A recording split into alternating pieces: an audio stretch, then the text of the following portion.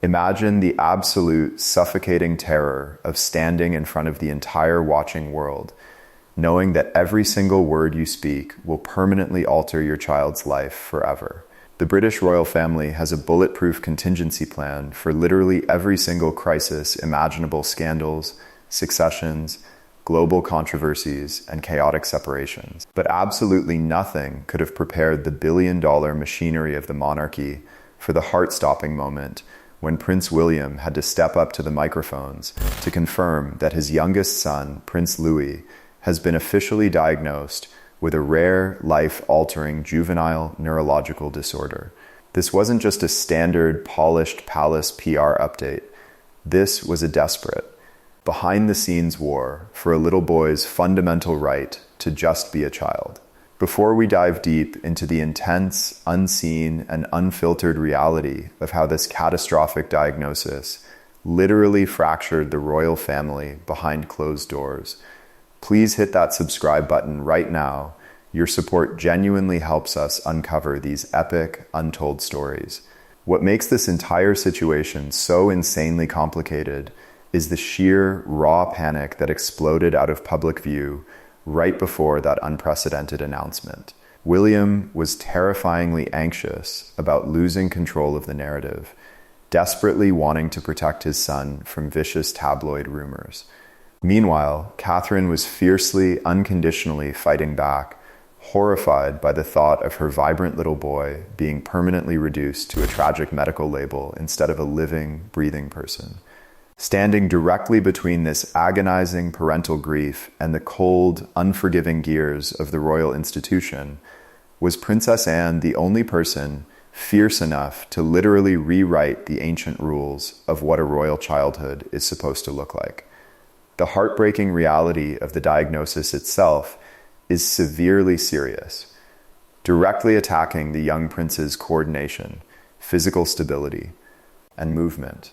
When William walked into that briefing room at Windsor Castle, he wasn't flanked by slick strategists.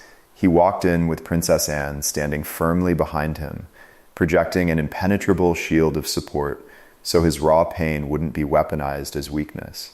As William gripped the table and read a statement detailing long-term treatments, his voice completely broke on the phrase, "our youngest son." Anne lowered her eyes, knowing exactly what that shattering crack in his composure represented. The timeline leading up to this terrifying revelation is gut-wrenching. For months, specialists had been quietly tracking Louis's unexplained fatigue and unstable movements.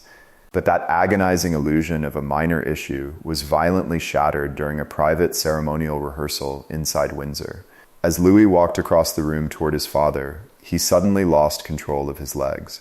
In a split second, the young prince collapsed, deeply confused and terrified, desperately trying to stand but failing.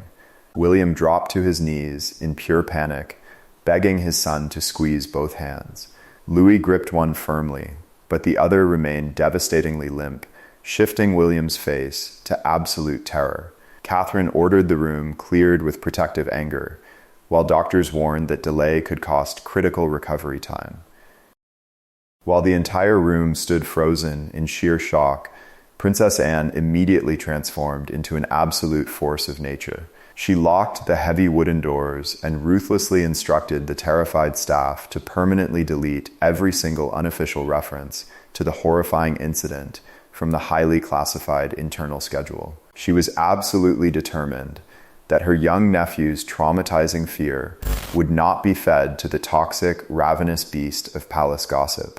Moments later, an elite royal physician rushed in, examined the frightened child, and instantly recognized the devastating neurological pattern. The horrifying combination of the sudden fall, the staggering fatigue, and the alarmingly weak grip pointed to an undeniable crisis. And the doctor gravely warned William that delaying aggressive treatment could cost them critical recovery time. But the absolute most infuriating revelation came when Anne aggressively interrogated the staff and discovered that 2 previous terrifying episodes of Louis losing his balance had been carelessly dismissed by junior aides as mere childish clumsiness. The Princess Royal's legendary temper turned ice cold as she ruthlessly demanded names, dates, and every single written account. But the medical emergency was only the beginning of an entirely different, intensely agonizing psychological war. Behind heavily guarded doors, with absolutely no slick PR advisors present, William and Catherine engaged in a heartbreaking, fundamental clash over how to protect their child.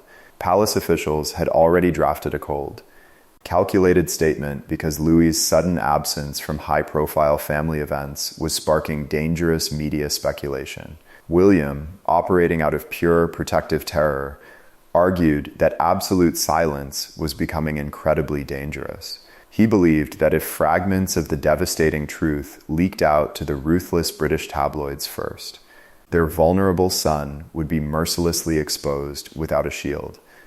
But Catherine furiously shoved the drafted press release back across the table, her voice trembling with fiercely protective rage. She boldly accused William of thinking like a cold heir to the throne, instead of a desperate, loving father. She adamantly declared that her son was a frightened little boy, not a heavily manufactured palace press release, and that subjecting him to a public diagnosis would permanently rob him of his innocent childhood. But then, Princess Anne dropped an absolute bombshell that completely shattered the entire calculation. Through her own ruthless investigations, Anne revealed that someone lurking within the massive royal staff had already suspiciously requested full access to Louis's revised medical schedule. The devastating secret was already leaking out into the vicious royal machinery. Realizing rogue aides were plotting for a PR crisis, Anne proposed a bold move. William would officially confirm the diagnosis, but Anne would stand directly beside him as an impenetrable shield.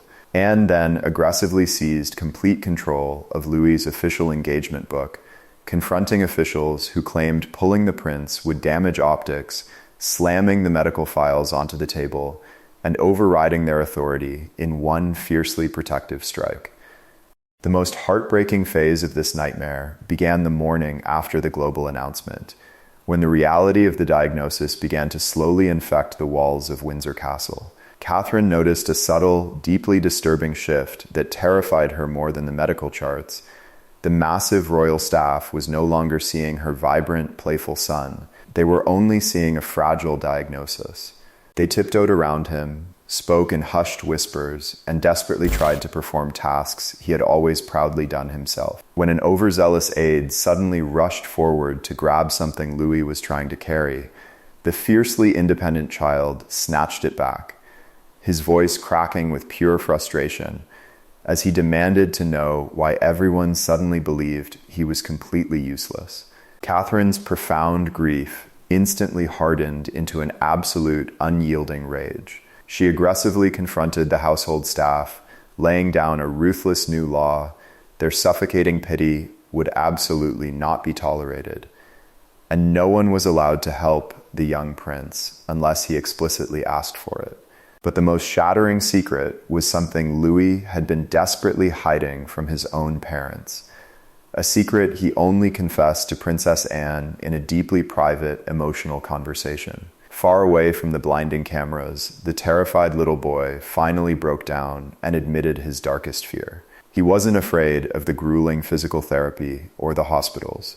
He was absolutely paralyzed by the heartbreaking fear that his father, the future king, was going to stop being proud of him.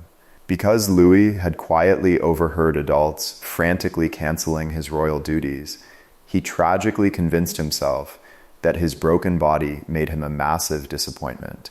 Even more agonizingly, he confessed that he had actually been stumbling in secret long before the collapse at Windsor, but desperately hid his pain because he wanted to be brave. Anne, holding back tears of her own, fiercely took off a service pin from her jacket, pressed it firmly into his palm, and delivered a profound truth. True courage isn't about never falling down. It is about being brave enough to ask for help. When William was told about this gut-wrenching confession, he completely broke. The future king rushed into the room, dropped directly to his knees, pulled his crying son close, and fiercely swore that the entire royal family would rip up every single plan and tradition before they ever asked him to earn his place in their hearts. When the public absorbed the gravity of the situation, millions of parents around the world rallied behind them.